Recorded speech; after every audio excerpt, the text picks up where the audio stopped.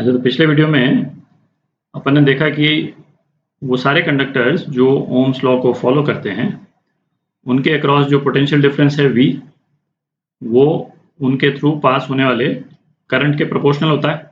ठीक है, और ये प्रोपोर्शनैलिटी कांस्टेंट जो है वो उसको हम रेजिस्टेंस बोलते हैं।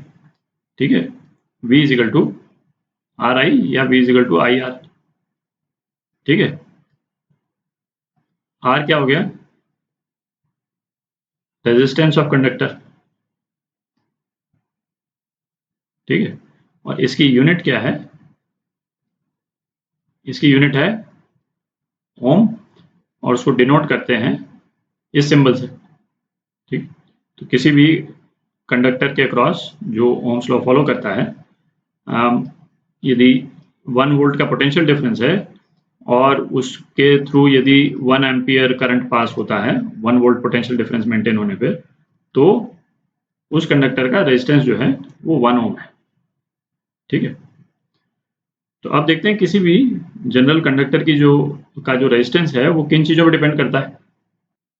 तो सपोज ये हमने एक कंडक्टर ले लिया। ठीक है, ये इसके चारों तरफ से वायर हम पास कर रहे हैं, पर कंडक्टर हम ले रहे हैं इन्हीं दो पॉइंट्स के बीच में, है ना, ये पॉइंट ए और पॉइंट बी के बीच में। तो पॉइंट ए और बी के बीच में रेजिस्टेंस कितना होगा, है ना, वो हम अभी रिलेशन जो है वो डिस्कस करेंगे। इसकी लेंथ जो है वो L है। ठीक है, और ये वाला पोर्शन जो है वो स्क्वायर है। ठीक है, ये साइड A है और ये साइड भी A है। तो इस कंडक्टर का रेजिस्टेंस जो है वो ये होगा R rho L upon A। Rho क्या हो गया? रेजिस्टिविटी। ठीक, रेजिस्टिविटी इसकी यूनिट जो है वो ओम मीटर हुई। ठीक है, और रेजिस्टिविटी डिपेंड करता है मटेरियल पे। ठीक, मतलब जैसे कॉपर की रेजिस्टिविटी, है ना, अलग होगी, एल्यूमिनियम की रेजिस्टिविटी अलग होगी, अलग अलग मेटल्स की रेजिस्टिविटी, उनके जो क्रिस्टल स्ट्रक्चर है ना, नंबर ऑफ वैलेंस इलेक्ट्रॉन्स हैं, है ना, बहुत से फैक्टर्स हैं, उस पर डिपेंड करती है। ठीक है, L तो यही है ना, L है length of conductor, length of conductor, और A जो है वो एरिया हो गया, और एरिया हो गया मतलब करंट जिस डायरेक्शन में पास कर रहा है तो उसके परपेंडिकुलर जो एरिया है ना, वो एरिया हो गया बेसिकली। तो इस वाले केस में A स्क्वायर। ठीक है, अच्छा, अब कंडक्टर में करंट जो है वो किस ओरिएंटेशन में पास कर रहा है उस पे भी उसका रेजिस्टेंस डिपेंड करता है। तो सपोज जैसे इसी कंडक्टर पे हम अभी तो जैसे वायर हमने A और B के बीच में लगा दिया यहाँ पे, है ना, वायर यदि मैं सपोज ऐसे लगा देता और दूसरा वायर जो है वो इसके अंदर से इधर जा रहा है और यहाँ पे, है ना, दूसरे साइड में इस तरफ तक आ रहा है। ठीक है, तब जो है वो कंडक्टर की जो रेजिस्टिविटी है, और रेजिस्टिविटी फिर किन दो पॉइंट्स के बीच में हो जाएगी? बेसिकली ये वाला जो प्लेन है ना, इसको मैं C बोल देता हूँ, C प्लेन और D प्लेन, है ना, ये पीछे वाला प्लेन और ये सामने वाला ये प्लेन जो है। ठीक है, तो इन दोनों प्लेन्स के बीच में जो रेजिस्टेंस है वो कितना हो जाएगा? इसको मैं R डैश बोल देता हूँ इससे अलग करने के लिए। ये हो जाएगा रो, रेजिस्टिविटी तो सेम ही रहेगी, ओरिएंटेशन चाहे जो हो कंडक्टर का। लेंथ इस केस में हो जाएगी A, ये स्मॉल a। ठीक है, और एरिया क्या हो जाएगा इस केस में? L into A। देख रहा है, ये L है ना, इसका एरिया हो जाएगा बेसिकली, ये जो पूरा पोर्शन है ये है, इसका एरिया हो जाएगा, है। तो इस केस में ये रो बाय L हो गया। ठीक है, तो इस चीज को ध्यान रखें कि कंडक्टर का जो है ओरिएंटेशन क्या है विद रिस्पेक्ट टू करंट। अच्छा, अब ये रेजिस्टिविटी जो है, जो हमने कहा कि मटेरियल पे डिपेंड करती है, ये रेजिस्टिविटी जो है वो टेम्परेचर डिपेंडेंट है। ठीक है, तो देखते हैं कि, और रेजिस्टिविटी टेम्परेचर डिपेंडेंट है तो ऑब्वियसली जो कंडक्टर का रेजिस्टेंस है ना, वो भी टेम्परेचर डिपेंडेंट हो जाएगा। ठीक है, तो रेजिस्टिविटी टेम्परेचर के साथ में कैसे वेरी करती है उसको देखते हैं। अच्छा, अब अपन देखते हैं कि रेजिस्टिविटी जो है वो टेम्परेचर से किस तरह से वेरी करती है। तो शुरू में इनिशियली जो अपन ने करंट डिफाइन किया था, क्या डिफाइन किया था कि किसी भी क्रॉस सेक्शन के थ्रू, है ना, जितना चार्ज फ्लो कर रहा है किसी एक स्पेसिफिक टाइम पीरियड में, है ना, वो करंट होता था dq/dt। ठीक, इंस्टेंटेनियस करंट जो है वो dq/dt हो गई। तो इससे, है ना, बिल्कुल क्लियर है कि यदि नंबर ऑफ चार्जेस ज़्यादा हैं, अवेलेबल चार्जेस मूव करने के लिए, और मेटल के केस में क्या होते थे, फ्री इलेक्ट्रॉन्स। ठीक है, यदि फ्री इलेक्ट्रॉन ज़्यादा हैं तो कंसर्न कंडक्टर में कंडक्शन जो है वो ज़्यादा इजीली होगा। ठीक है, तो टेम्परेचर डिपेंडेंस डिस्कस करने के लिए कंडक्टर का जो ये वाला मॉडल अपन ने डिस्कस किया था, है ना, उसको यूज़ करना थोड़ा सा बेटर है, तो इसी को रख लेते हैं। तो यहाँ पे ये जो पिंक वाले जो सर्कल्स हैं ये बेसिकली एटम्स हैं, है ना, और सारे के सारे पॉजिटिवली चार्ज हैं, सभी पे नहीं बना रहा हूँ मैं पॉजिटिव, है ना, क्योंकि इसमें से फ्री इलेक्ट्रॉन निकल चुके हैं, और फ्री इलेक्ट्रॉन जो है येलो वाले सर्कल्स, है ना, ये घूम रहे हैं। तो टेम्परेचर के बेसिकली दो इफेक्ट रहते हैं किसी भी कंडक्टर पे। पहला इफेक्ट क्या हो गया, effect on number of free electrons. ठीक, जैसे ये वाला जो रिलेशन है इससे क्लियर है कि यदि नंबर ऑफ चार्जेस जो हैं वो कंडक्टर में बढ़ जाते हैं, चार्ज डेंसिटी यदि बढ़ जाती है, तो कंडक्टर जो है वो ज़्यादा इजीली जो है कंडक्ट करेगा। करंट जो है, करंट का मैग्नीट्यूड बढ़ जाएगा, और करंट का मैग्नीट्यूड बढ़ जाएगा किसी एक पर्टिकुलर पोटेंशियल डिफरेंस के लिए, तो रेजिस्टेंस ऑब्वियसली कम हो जाएगा। ठीक है, तो टेम्परेचर जब हम बढ़ाते हैं तो क्या होगा कि जैसे सपोज अभी इतने फ्री इलेक्ट्रॉन्स हैं, फ्री इलेक्ट्रॉन्स की संख्या बढ़ जाएगी। ठीक है, फ्री इलेक्ट्रॉन्स की संख्या जो है वो बढ़ जाएगी। अच्छा, पर ये फ्री इलेक्ट्रॉन्स बढ़ने का जो फिनोमिना है ये मेटल्स में उतना सिग्निफिकेंट नहीं है, क्योंकि मेटल्स के केस में फ्री इलेक्ट्रॉन्स को डिटैच करने में बहुत ज़्यादा एनर्जी लगती नहीं है। ठीक है, तो रूम टेम्परेचर पे भी यदि हम 300 डिग्री केल्विन पे भी लें, रूम टेम्परेचर पे मेजॉरिटी फ्री इलेक्ट्रॉन जिन को डिटैच होना होता है, ठीक है, सपोज 100 फ्री इलेक्ट्रॉन्स को डिटैच होना है, बैलेंस इलेक्ट्रॉन 100 हैं टोटल, तो 100 में से 99 तो वो वैसे ही डिटैच होकर के घूम रहे होंगे। ठीक है, तो ये इम्पैक्ट जो है मेटल्स में बहुत स्ट्रांग नहीं है ना, फ्री इलेक्ट्रॉन्स के बढ़ने का स्कोप बहुत ज़्यादा नहीं रहता है, क्योंकि वो पहले से ही डिटैच हुए रहते हैं।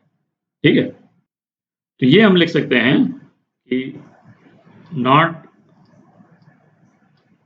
सिग्निफिकेंट इन मेटल्स, और सेमीकंडक्टर्स में ये इफेक्ट बहुत सिग्निफिकेंट रहता है ना, नंबर ऑफ फ्री इलेक्ट्रॉन्स जो हैं वो टेम्परेचर बढ़ाने से सिग्निफिकेंटली बढ़ सकते हैं, है ना, और उसका डिटेल्ड मैकेनिज्म जो है जब हम सेमीकंडक्टर्स देखेंगे, है ना, वहाँ पे हम देखेंगे, उसको स्टडी करेंगे, उसका कारण क्या है ना, उसमें भाई कितनी एनर्जी रिक्वायर्ड होती है, वो सारे इश्यूज हैं, है ना, तो वहाँ पे हम ज़्यादा डिटेल में डिस्कस करेंगे।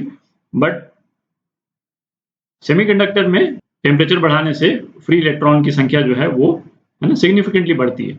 तो हम इसमें लिख सकते हैं ये इफेक्ट जो है सिग्निफिकेंट इन सेमीकंडक्टर्स। ठीक है, तो इलेक्ट्रॉन पे एक तो ये फर्क पड़ गया। दूसरा फर्क क्या पड़ा कि यदि हम टेम्परेचर बढ़ाएंगे तो आप इमेजिन कर सकते हैं कि ये जितने जो आयंस हैं, है ना, ये ज़्यादा जोर से वाइब्रेट करना शुरू करेंगे। ठीक है, ये आप इमेजिन कर सकते हैं ज़्यादा वाइब्रेट करना शुरू करेंगे।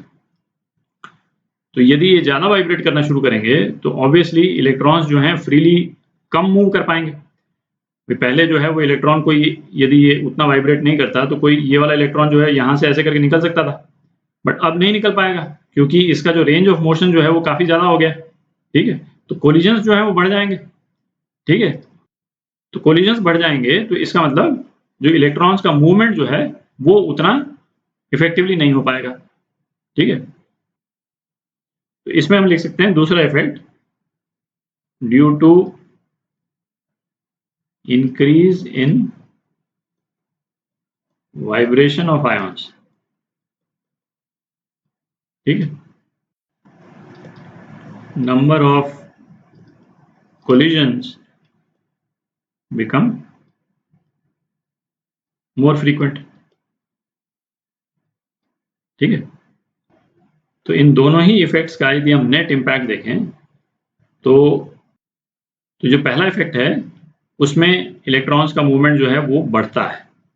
ठीक है, नंबर ऑफ इलेक्ट्रॉन्स बढ़ते हैं, तो बेसिकली ये dq बढ़ता है।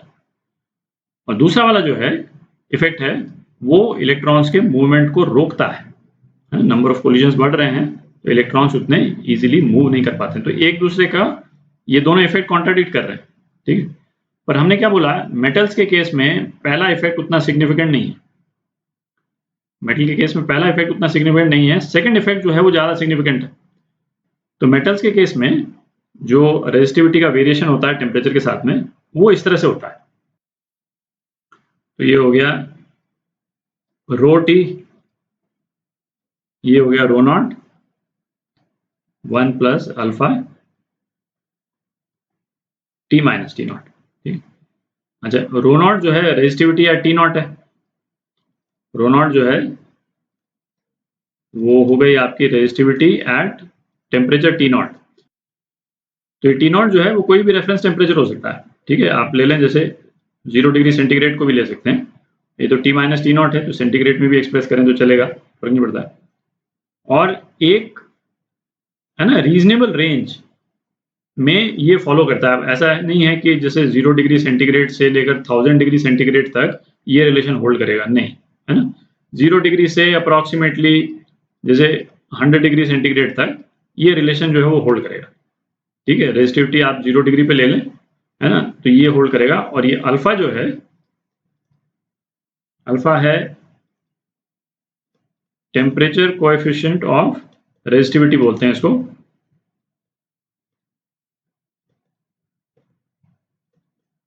ठीक है। ये अल्फा जो है वो पॉजिटिव नंबर है, ठीक है। तो ये हो गया आपका मेटल्स के केस में। अच्छा, सेमीकंडक्टर्स के केस में क्या होगा, रिवर्स होगा, है। अलग से लिख लेते हैं एक बार। तो जैसे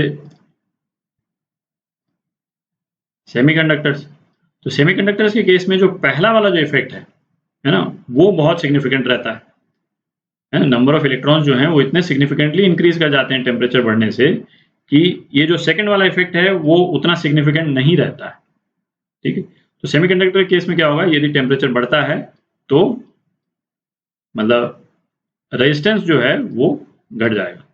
मतलब बेसिकली हो गया कि रेजिस्टिविटी जो है वो घट जाएगी, ठीक है।